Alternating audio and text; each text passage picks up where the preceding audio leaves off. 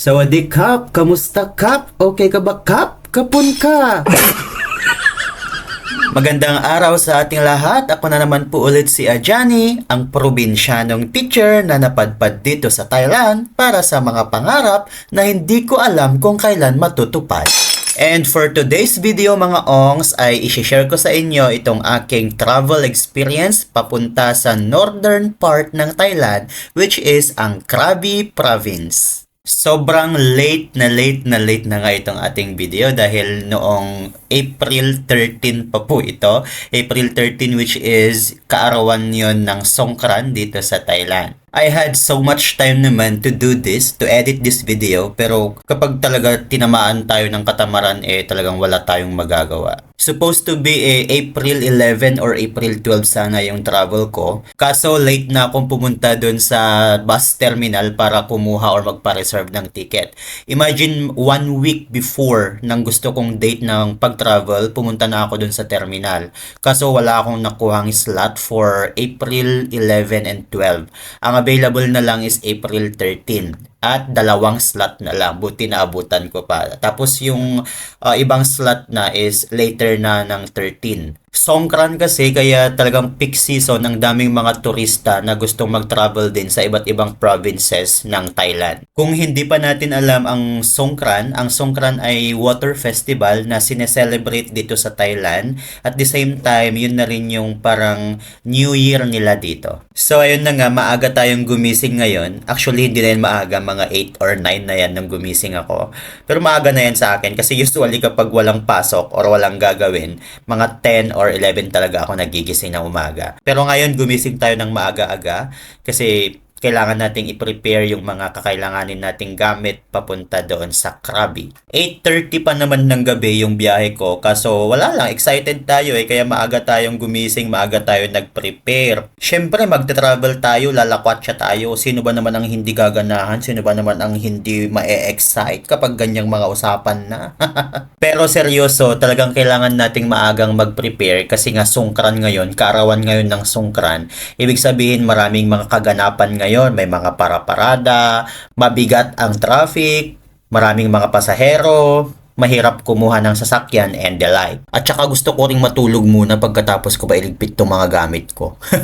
So ayun, nag-prepare lang ako ng mga damit na kakailanganin ko kasi medyo matagal ako doon mga 4 days ako doon. So kailangan nating siguraduhin na wala tayong maiiwan, na dapat kumpleto yung mga dala natin, yung mga passport, toiletries, mga damit, brief, syempre.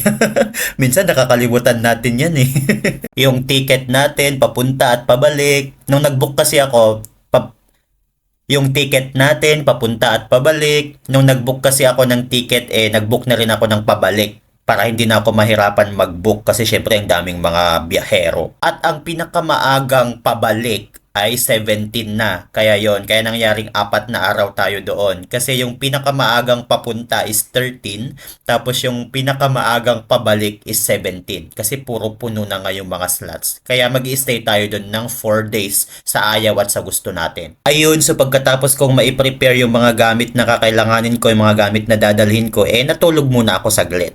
And then paggising ko, ito na, nag-base na ako at ayan, naka-base na nga ako. Siguro mga 5:45 na ito nung tapos na akong magbihis, nung ready na akong lumabas. So nag-book na nga ako ng sasakyan sa Grab at saka sa Bolt. So 2 application yung ginamit ko para mag-book ng sasakyan.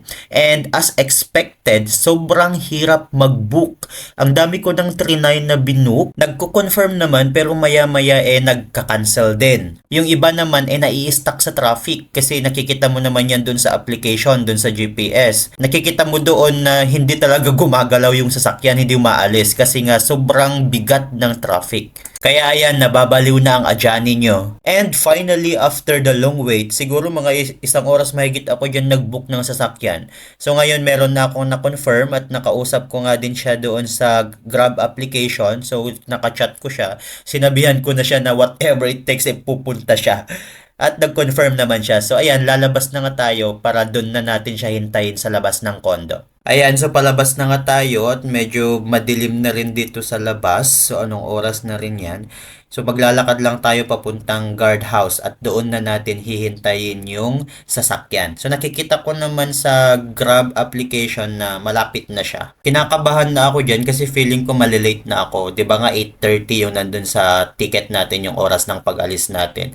Mag-8 na, ayan, hindi pa ako nakasakay. So malapit na yung sasakyan doon sa Grab application, sa GPS. Pero parang hindi siya nagalaw kaya nagwo-worry ako na baka na-stuck na naman siya sa traffic at baka mag-cancel. Ilang minuto na naman akong na-stuck dyan. Ilang minuto akong naghintay doon sa sasakyan. So, hindi nga natin alam kung anong oras ba talaga siya darating. Pero, tinatrack naman natin siya doon sa GPS, doon sa Grab application. Nakikita naman natin kung nasaan siya. So, yun nga lang, mabagal yung galaw niya. At feeling ko ito na yon. Pero hindi pala. Feeling ko lang yon. Nagwo-worry akong maiwan ng bus kasi nga syempre punuhan yung mga bus. Wala nang ibang biyahe papunta doon sa pupuntahan ko. Tsaka yung ticket natin hindi siya refundable. Kaya sayang din kapag hindi tayo makaabot. Kaya sa mga puntong yan nai-stress na talaga ako. Feeling ko hindi na ako aabot. Feeling ko nagsayang lang ako ng pera.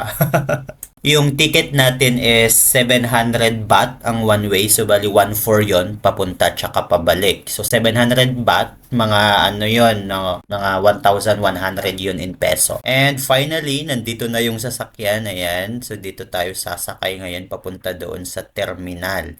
And hopefully, hindi tayo matraffic para maabutan natin yung ating sasakyan na bus. Para hindi sayang ang pagod at pera. At iyon, sobrang bigat nga ng traffic. Kaya sana umabot tayo. At nandito na nga tayo sa terminal ng bus. So ito yung terminal ng bus. Napakaliit lang siya. Parang eskinita lang. Legit yung kaba ko kanina. Kasi alam nyo ba, lumagpas pa kami ni ate. Babae kasi yung driver ng Grab. Lumagpas pa kami dito sa terminal.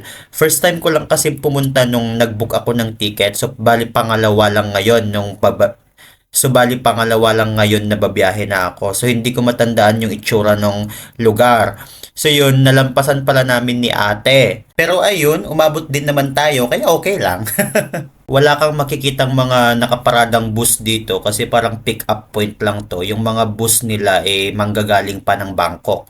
So yung sasakyan ko ngayon is manggagaling pa pala ng Bangkok. Hihintayin ko pa. 8:30 lagpas na nung dumating ako dyan pero wala pa yung bus. Kaya ito, hanap muna tayo ng makakainan. Pero hindi tayo pwede dyan kasi cook to order yan. Baka biglang dumating yung bus wala pa yung order natin or kumakain pa tayo. Kaya hanap na lang tayo ng 7-Eleven. So dito may 7-Eleven dito na lang tayo bibili ng pagkain natin. Marami naman dyan. So, hahanap lang tayo ng maiinom. Siguro tubig. Tapos, pagkain natin, tinapay na lang. At yan, magbabayad na tayo kasi baka biglang dumating yung bus. Maiwan talaga tayo. At ang bagal-bagal pa ni ate, parang nirarayuma pa to eh. Bilis-bilisan mo naman ate, kapag ako naiwan ng bus, sige ka, talagang babalikan kita. At yun nga, nagmamadali tayo palagi para hindi tayo maiwan ng bus. Pero useless lang din naman kasi ayan, ang tagal kong naghihintay ng bus. Wala pa hanggang ngayon, mag-aalas 9 na. Matapos na lang akong kumain at lahat-lahat ay wala pa ang bus. Kailan ba darating ang bus na yan? Yung mga iba kong kasama, yung mga naabutan ko kanina dito, may naabutan akong pamilya dito kanina eh. Yung mga yon nakasakay na kasi may mga bus na din na dumaan. Kaso hindi yun pupunta dun sa pupuntahan ko. Ibang destinasyon yung mga yun.